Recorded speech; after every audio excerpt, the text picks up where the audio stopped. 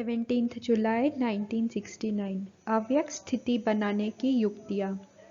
अव्यक्त स्थिति अच्छी लगती है या व्यक्त में आना अच्छा लगता है? अव्यक्त स्थिति में आवाज़ है। आवाज़ से परे रहना चाहते हो? जब आप सभी आवाज़ से परे रहने का प्रयत्न करते हो, अच्छा भी लगता है, तो फिर बाप दादा को व्यक्त में क्यों बुलाते हो? हर वक्त अव्यक्त स्थिति में रहे, उसके लिए क्या पुरुषार्थ करना है? सिर्फ एक अक्षर बताओ। मनसा वाचा कर्मणा तीनों ही व्यक्त में होते अव्यक्त रहे, इसके लिए एक अक्षर बताओ। आत्म अभिमानी बनना। आत्म अभिमानी अर्थात अव्यक्त स्थिति। लेकिन उस स्थिति के लिए याद क्या रखें? पुरुषार्थ क्या करें? जितना जितना अव्यक्त स्थिति में स्थित होंगे, कोई मुख से बोले ना बोले, लेकिन उनके अंदर का भाव पहले से ही जान लेंगे। ऐसा समय आएगा, इसलिए यह प्रैक्टिस कराते हैं। तो पहली बात पूछ रहे थे कि एक अक्षर कौन सा याद रखे? अपने को मेहमान समझना। अगर मेहमान समझेंगे तो फिर जो अंतिम संपूर्ण स्थिति का वर्णन है वह इस मेहमान बनने से होगा। अपने को मेहमान समझेंगे तो फिर व्यक्त में होते हुए भी अव्यक्त में रहेंगे। मेहमान का किसी के साथ भी लगाव नहीं होता है। हम इस शरीर में भी मेहमान हैं, इस पुरानी दुनिया में भी मेहमान हैं। जब शरीर में ही मेहमान है तो शरीर से भी क्या लगन रखे? सिर्फ थोड़े समय के लिए यह शरीर काम में लाना है। यहाँ मेहमान बनेंगे तो फिर वहाँ क्या बनेंगे? जितना यहाँ मेहमान बनेंगे उतना ही फिर वहाँ विश्व का मालिक बनेंगे। इस दुनिया के मालिक नहीं है, इस दुनिया में हम मेहमान हैं, नई दुनिया के मालिक हैं। यह जो व्यक्त भाव में आ जाते हो हैं तो उसका कारण यही है जो अपने को मेहमान नहीं समझते हैं, वस्तुओं पर भी अपना अधिकार समझते हैं, इसलिए उसमें अटैचमेंट हो जाती है। अपने को अगर मेहमान समझो तो फिर यह सभी बातें खत्म हो जाए। अपना बैंक बैलेंस भी नोट करना है।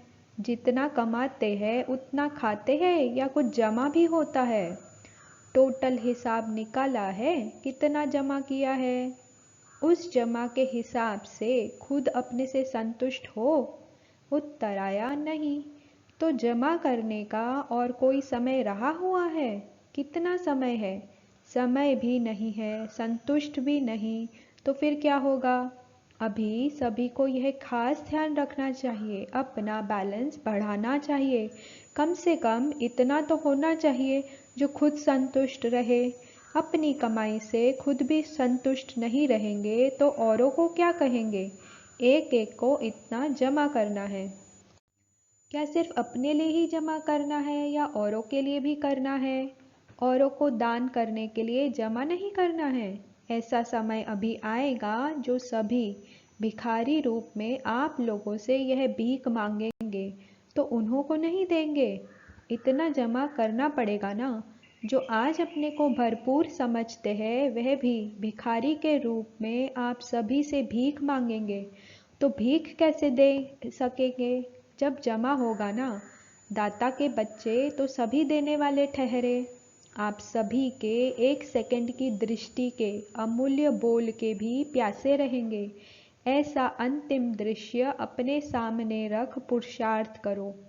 ऐसा ना हो कि दर पर आई हुई कोई भूखी आत्मा खाली हाथ जाए। कोई भी आत्मा असंतुष्ट होकर ना जाए, भल कैसी भी आत्मा हो लेकिन संतुष्ट होकर जाए।